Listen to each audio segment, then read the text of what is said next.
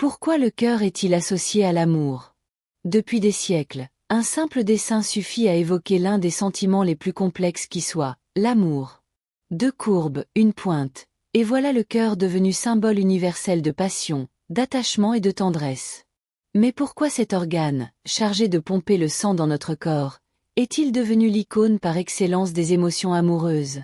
Derrière cette association apparemment évidente se cache une histoire riche, mêlant science, culture, croyance et imaginaire collectif. Le cœur, siège des émotions dans l'Antiquité. Bien avant les avancées de la médecine moderne, les civilisations anciennes attribuaient au cœur un rôle bien plus vaste que celui que nous lui connaissons aujourd'hui. Pour les Égyptiens, il était le centre de la pensée, de la mémoire et des émotions.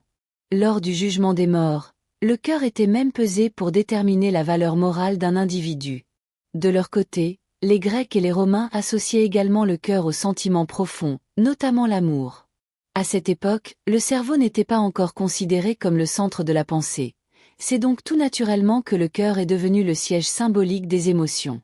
Une réaction physique bien réelle. L'association entre le cœur et l'amour ne repose pas uniquement sur des croyances anciennes. Elle trouve aussi une explication dans notre propre corps. Lorsque nous tombons amoureux, notre rythme cardiaque s'accélère, nos mains deviennent moites, et une sensation de chaleur nous envahit. Ces réactions sont dues à des hormones comme l'adrénaline et la dopamine. Le cœur devient alors perceptible, presque bruyant, comme s'il exprimait lui-même nos émotions. Cette expérience physique a renforcé, au fil du temps, l'idée que l'amour réside dans le cœur. L'influence de la poésie et de la littérature. Au Moyen Âge, les troubadours et les poètes ont joué un rôle essentiel dans la diffusion de cette symbolique. Dans leurs chansons et leurs écrits, ils décrivaient l'amour comme une force qui touchait directement le cœur. Offrir son cœur devenait une preuve de dévotion, tandis que le perdre signifiait souffrir d'un amour non partagé. Cette vision romantique s'est enracinée dans la culture occidentale, contribuant à ancrer définitivement le cœur comme symbole amoureux.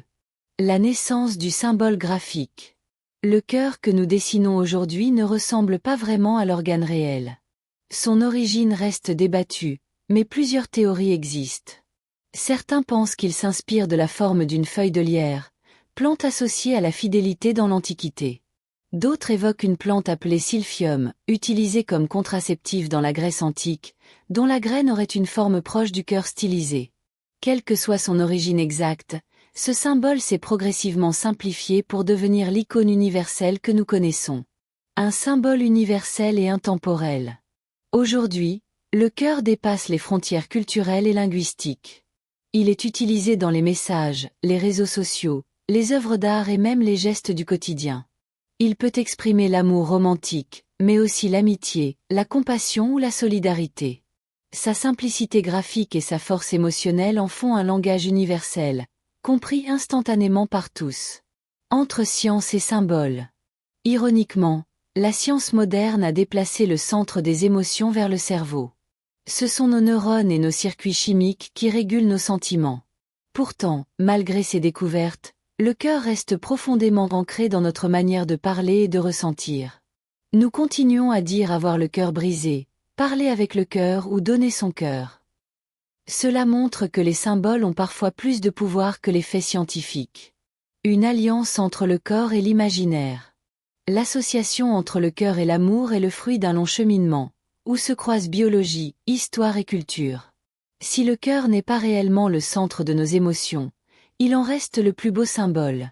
Il incarne à la fois la fragilité et l'intensité des sentiments humains. Finalement, peut-être que ce n'est pas tant l'organe lui-même qui compte, mais ce qui nous fait ressentir une pulsation universelle qui, depuis toujours, rythme nos histoires d'amour.